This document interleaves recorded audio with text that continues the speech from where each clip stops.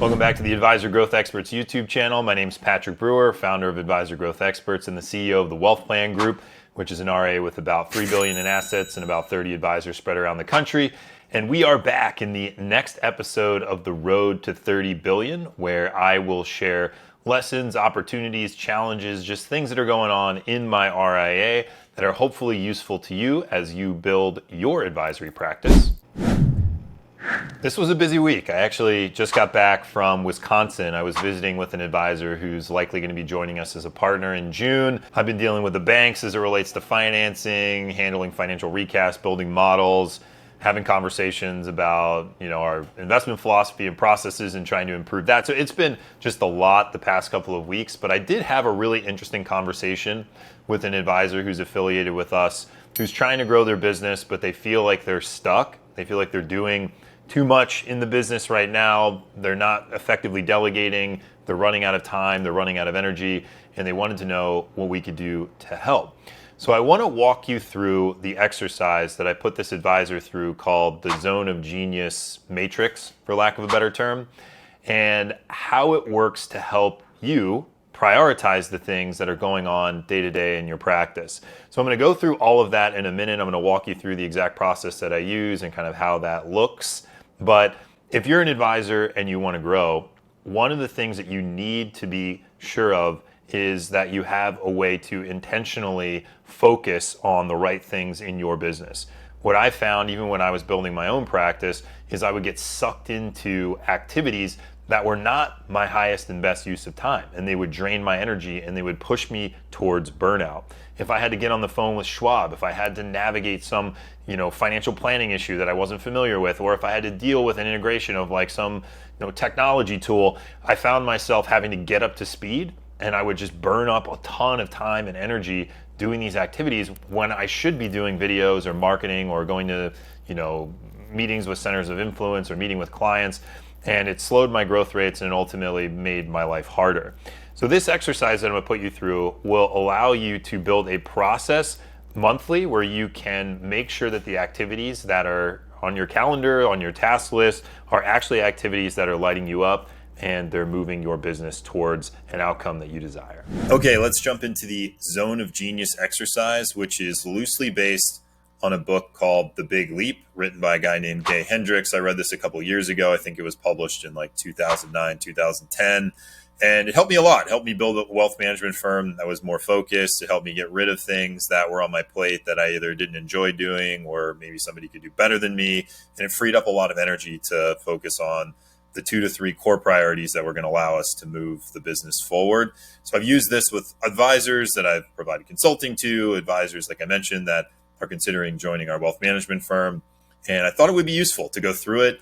And if you're somebody who struggles with prioritization, if you've got a lot of things going on, you've faced burnout, or maybe you could just use a tune-up and a more structured process around that, I think this will help you. So I'm going to read through these 4 steps, and then we're going to jump into the matrix and show you how all of this breaks out. First step is to go through your calendar and capture all your meetings, your calls, and whatever else is going on in your calendar. And you can do this on a Google Doc. You can write it down on a yellow pad. Whatever you need to do, just go back and capture everything that happened that month so that you get a better sense of where you're spending your time and your energy day to day. And do that over the past 30 days. After that, you're going to go through your emails and texts in the past 30 days, and you're going to do the same thing. You're going to put those in a Google Doc, write them on a yellow pad. Who's emailing you? What are they asking for? Where are you spending your time? What tasks and projects are assigned to you, etc. Next, you're going to get out that pad of paper and you're going to write down anything that's going on in your mind right now. What are those recurring thoughts that are happening that are taking up 80 to 90% of your mental bandwidth? These could be things around priorities that you're just not taking action on, projects that are more complicated that require you to flesh out more. It's usually just a recurring set of things that you need to do that you haven't done for whatever reason. I want you to write those down on a piece of paper and get them out of your mind.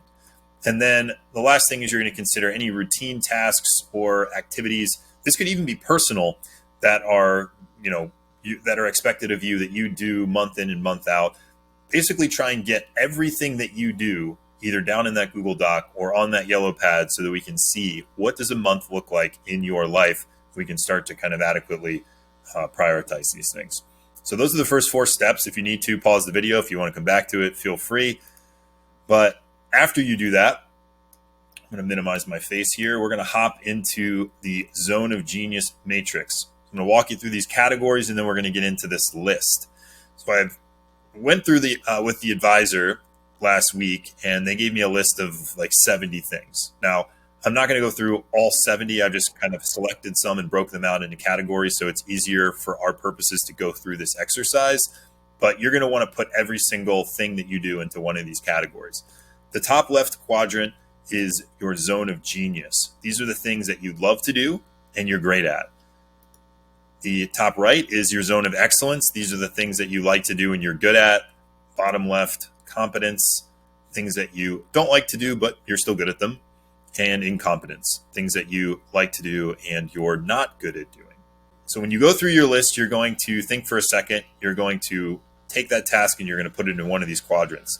For the advisor that I was speaking with, he got a lot of energy from working with clients, doing prospecting, building relationships, moving the practice forward, doing things like marketing, networking with COIs. You can see here, meeting with clients, attended a charity event, hosted the monthly seminar. He got drinks with the COI in his downtown area, so on and so forth. So we can tell that he gets a lot of energy by building those relationships and trying to bring in new business and also moving client relationships forward.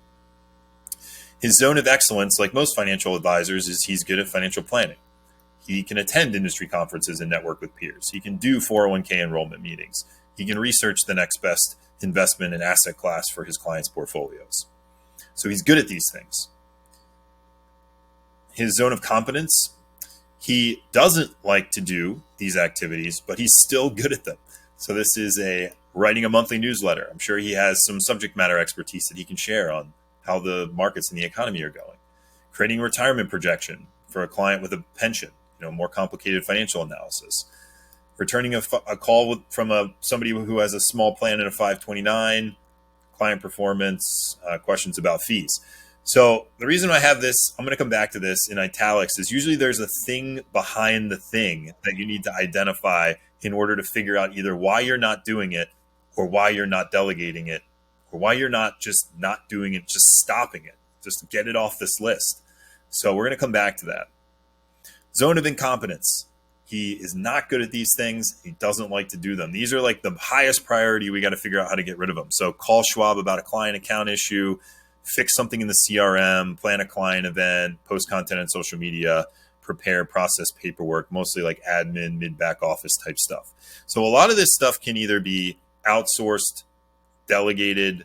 You probably can't stop doing it. So if you're a solo firm, you're running your own RIA, there might be a period of time where you need to do these things, but you want to question that. Every single thing on this list you need to question. So let's scroll back up here to the top.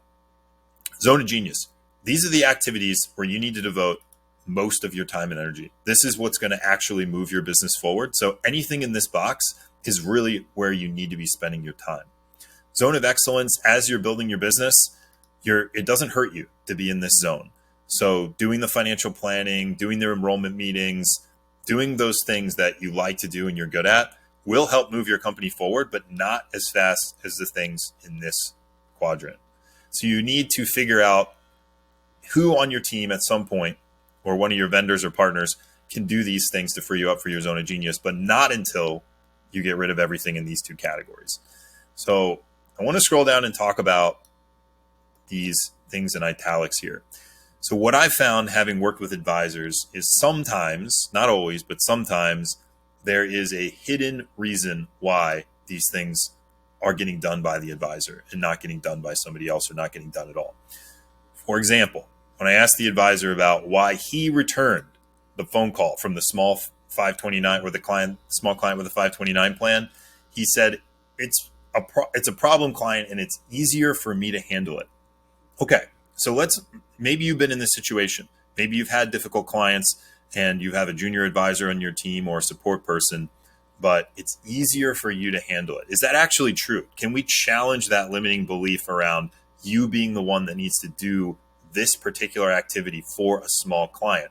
Can we coach somebody on the team to deal with this problem client? Can we fire this client because they're no longer a fit based on where we're looking to take our practice? Is there another way around this particular problem that doesn't require you, the advisor, to pick up the phone and solve it? So that is where the introspection, the coaching, and just the exploration around these tasks come in. Like, you really need to figure out who is going to be the person doing this activity, because it should not be you if it's in your zone of competence or incompetence as your business grows. Let's look at this one. Responded to a client's question about performance and fees. I feel like my junior advisor would struggle with this conversation. So this gets back to, is this the right person that should be in this role if they're not able to handle these types of questions or objections? Is this a conversation that you've been putting off with your junior advisors? Maybe it's something that you could coach them on. Or is this person maybe just not a fit and you're so scared to get rid of them because you're afraid of conflict that now this has to live on your to-do list forever? So what I've found is a lot of times that hidden in these tasks inside of your zone of competence and incompetence is conversations that you're too afraid to have, you're not willing to have with someone else or with yourself. And you need to really dig in, because this is where I see advisors get stuck. There's tons of vendors that can help you with these things. There's plenty of people that you can hire, contractor or employee, that can do the projects and the tasks on this list. The question is, are you ready to face your limiting beliefs that are keeping these things from getting delegated or from being removed from your plate? And that's going to be a question for every single person who's watching this. And it's not something that you need to fix all at once, but the truly great firms, the truly great advisors, they identify, they delegate, or they basically just stop doing the things on this list as they become more proficient in getting themselves into these two categories. So I hope this exercise is useful. Make sure that you're going through and you're really putting a lot of time and energy into these two quadrants first, but also get clear about what are the things that light you up. Because if you can spend 60, 70, 80, 90+% of your time in this area of your business, it's going to transform the outcomes for yourself, for your clients, and for all stakeholders.